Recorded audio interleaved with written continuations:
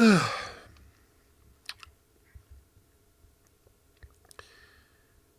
morning.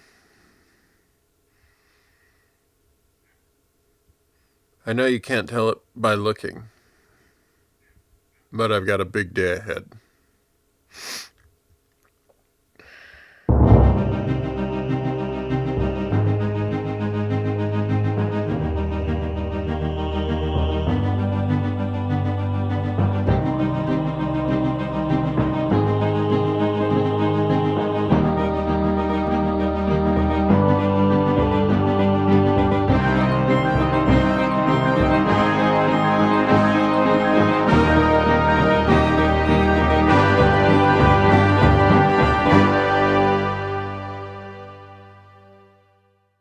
It's September 11th, 2019, and I am going to Las Vegas.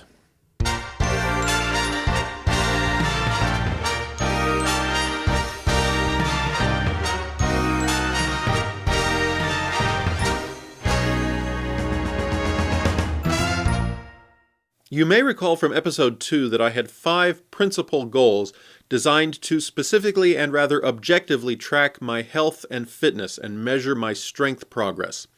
But in addition to that, I had some goals that were more motivational and just kind of for fun, and one of them was to attend the Mr. Olympia in 2019. That goal has been achieved. I spent the year slowly tucking aside $5 here, $10 there, hoping to save up enough for the trip, which I knew would be hundreds of dollars, not just for the hotel room and tickets, but then all of the gasoline to drive down and back and all of the food that would be required. I really wasn't able to save much at all. I have to say this trip was made possible in large part because my wife had a good year in the quilting business, and so she offered to basically foot most of the bill.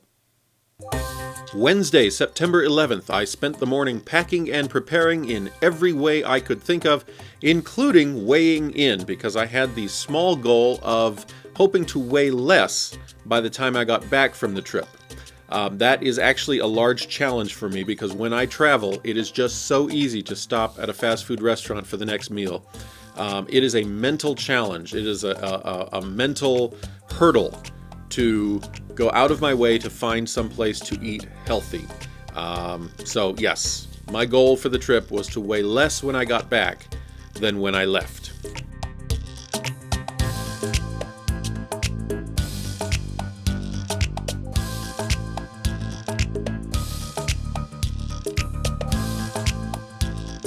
It turned out that my to-do list just kept growing. I kept thinking of things I really needed to do before I was gone for 6 or 7 days. But finally, it is nearly 1 p.m. on September 11th. I did not make my morning departure goals, but I just had things to do. Anyway, the car has the suitcase in it and a whole bunch of stuff in it, and I am just about ready to get in and head out for 7 days of a road trip, probably like no other that I have experienced and probably won't get to experience again for a while. So I plan to enjoy this and come back with a full report. And so in the family Subaru, stocked with my suitcase, camera equipment, and a front seat full of nutritious supplies, I headed out toward Las Vegas.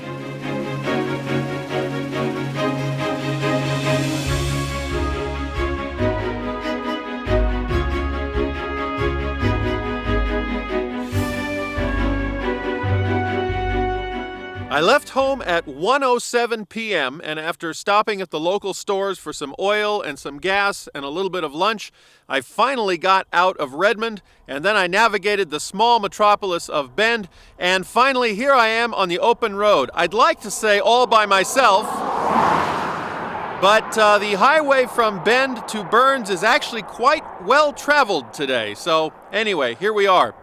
But one thing I figure is that I'm going to really enjoy this drive, and I'm going to take advantage of it before I get down to Las Vegas, where I am surrounded by men who make my body feel pathetic. So, guns are out, motors on, here we go. So there I was, a man alone, a guy time road trip just ahead of my birthday, My last chance to get out on an adventure before my job went full-time, and getting away for days at a time wouldn't be possible. I was in a tank top with no cares about what anyone thought, and yes, it's true, I am still a little bit self-conscious about what people see. I still feel overweight and undeveloped, but it was an opportunity to just kind of throw all of that internal conflict to the wind. About 120 miles east of Bend is the city of Burns, and because of my late start, by the time I got there, it was already time to stop for dinner. And here's where telling my story, and for some people hearing my story, might get uncomfortable. Fitness enthusiasts and muscleheads of all kinds go to the Mr. Olympia every year to collect the free samples, to check out new products, to hobnob with their favorite muscle celebrity, to attend the bodybuilding show both of the nights, and just to generally get a lot of motivation for their own workouts and physical progress. I was going for one reason: to meet certain people, to meet an online group of friends that I had known for 4 or 5 years, and that I was hoping finally to have the chance to meet in person. I'm very much a people person. There's very little that I like to do just for the sake of the event, whatever it may be. I like to do things with people. There is an online circle of friends, and I've been a part of it for about 5 years, but many of them actually meet in person at the Mr. Olympia every September. It's their way of gathering from around the country and seeing each other and socializing and just kind of, participating together in that whole convention. And they have urged me to come for 3 or 4 years now. And every year I haven't had the money, and I sit there at my home computer reading their posts about how excited they all are to get together, and I just wither a little inside because I want to go, and I want to be there, and I want to be a part of it, and I want to meet them, and I want to just have all that fun. And so this year I got the money, and I got the hotel room, and I got the tickets. My plan was to surprise them. I casually asked in the forum, is anyone going to the Olympia this year? And a surprising number of them said no, but one said yes. And it was one of the guys that I feel like I know the best. I had the most interest in meeting in person. I thought, well, that's one. If I can get 1, 2, 3, that would make this trip really cool. I just stopped for dinner in Burns, and I used the restaurant's Wi-Fi to go to the forum and just see if anybody had replied to my announcement that I made yesterday that, yes, I'm going, and I look forward to seeing whoever shows up.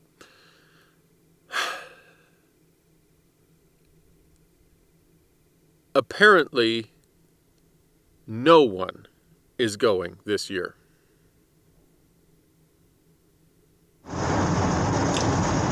When I was a kid, if I'd used the phrase, "that really sucks," that would have actually gotten me in trouble with my parents. Back then, that was the second S word.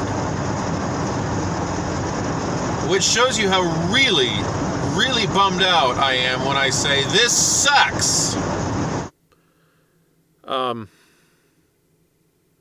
There were a couple of responses saying, "What? You're going this year when none of us is going?" And they said, "Oh, well, you'll have fun anyway."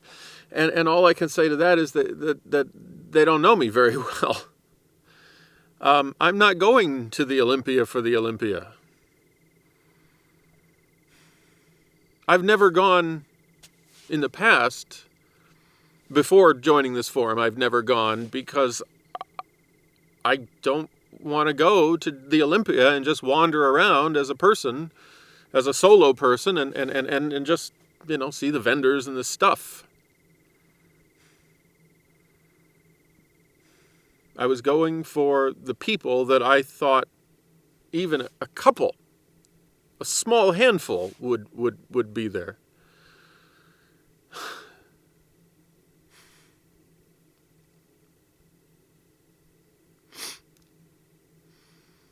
I'm 200 miles down the road on day one,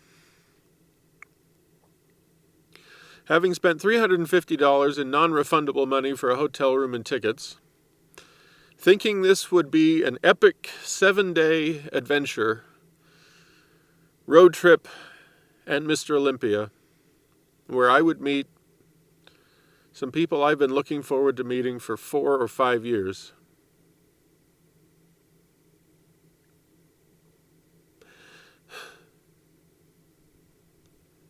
And I have had all the wind taken out of my sails, all of it.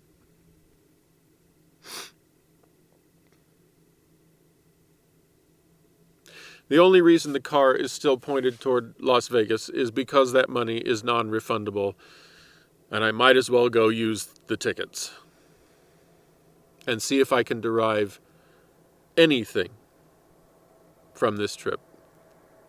But right now, here on day one, as far as I'm concerned, all the fun is gone. I can't even imagine taking this footage and making the finished video with it. I guess if you're watching it, I came home and decided that I would put the video together.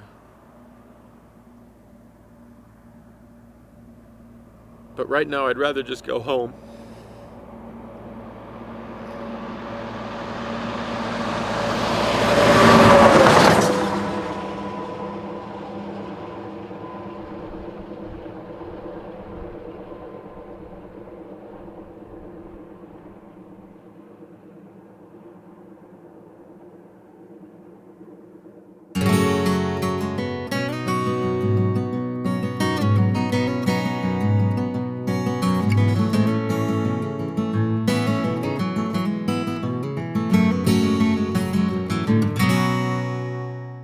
By the end of my dinner in Burns, September 11th had become the most depressing day of 2019.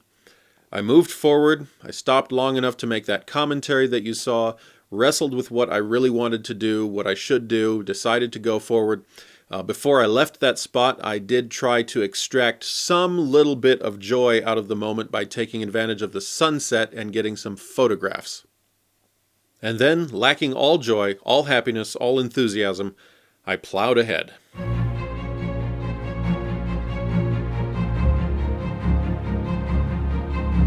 It was late at night and totally dark, but still technically September 11th when I crossed the border into Nevada. That's a state I have not been in for over 15 years. And I found myself in the border town of McDermott, which if you sneeze, you'll miss it. I traveled on for a little bit, but I did stop at the Orovada rest area because I wanted to make sure I got in some exercise before September 11th was over. So I parked to the side of a gas station and got out my dumbbells, got in some hammer curls so that I'd have something for the workout journal.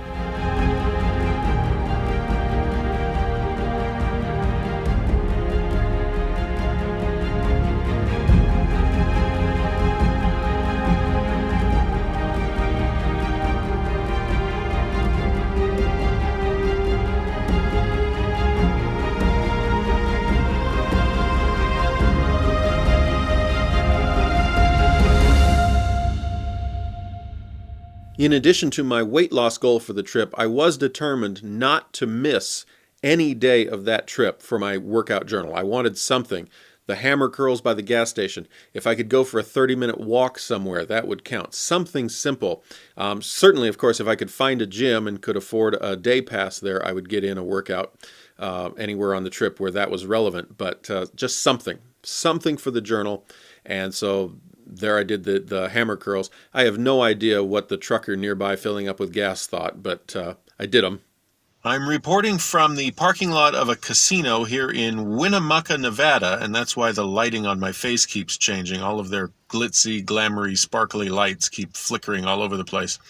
Anyway, on day one, I covered 363.9 miles. Not really a lot, but again, I didn't start until the afternoon, and there was a lot of stopping and starting for supplies and dinner and checking the internet and recovering from the shock of learning that none of my circle of friends that I was looking forward to meeting are actually going.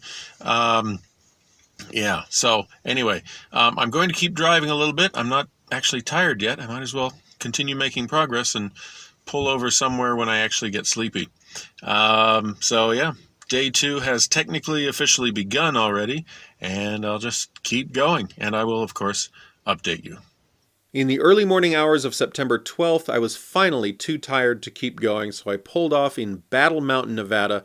I found a small casino, and I parked in one of the furthest parking spots so there would be the least amount of foot traffic, people passing by wondering who this guy was sleeping in his car.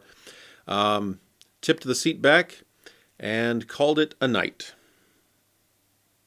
When you started this video, you probably did not expect the very first day of my trip to end up so depressing. And when I started my trip, I did not expect that either. But that's the way it went, and our 20 minutes is up, so I have to end this episode here. I will be back with more of that adventure next time. It does get better. A little. When I recorded that final statement about having filled up a 20-minute episode, it's because I thought the adventures of day 1 would completely fill a standard episode. But I find myself with a couple of minutes left here at the end after putting it all together. And so I want to take this opportunity to say something that I actually intended to include in the main commentary when I recorded it, but I just forgot. And I want to put it here to make sure that no misconception spreads while you wait for the next episode.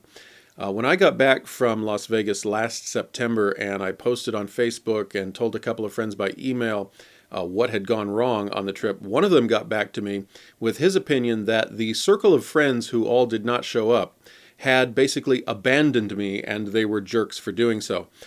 So I want to stress right here, no one really is to blame for what happened. It's just the way it fell out this year.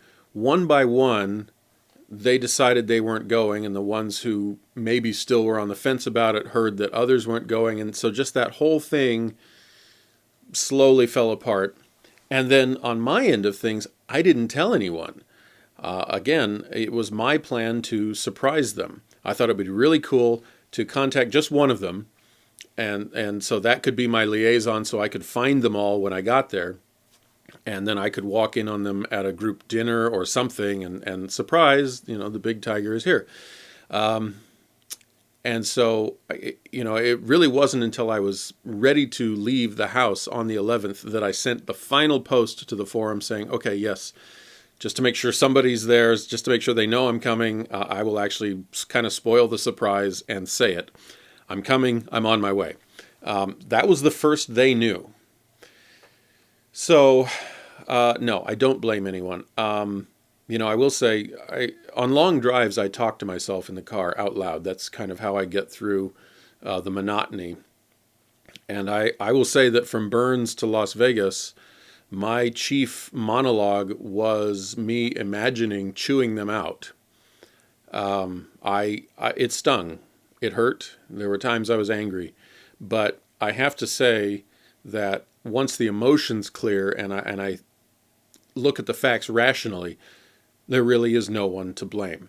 So having said that, again, I want to make sure one person said it to me. I want to make sure nobody else gets that idea. And I know that circle of friends on that forum will see this episode, and I want them to know that I felt like I had to tell the whole story. I had to tell the truth in this episode about what happened, but I didn't say it to shame anyone or blame anyone. It's just the way it was. All right, having said that, we'll be back next time with Vegas Part 2.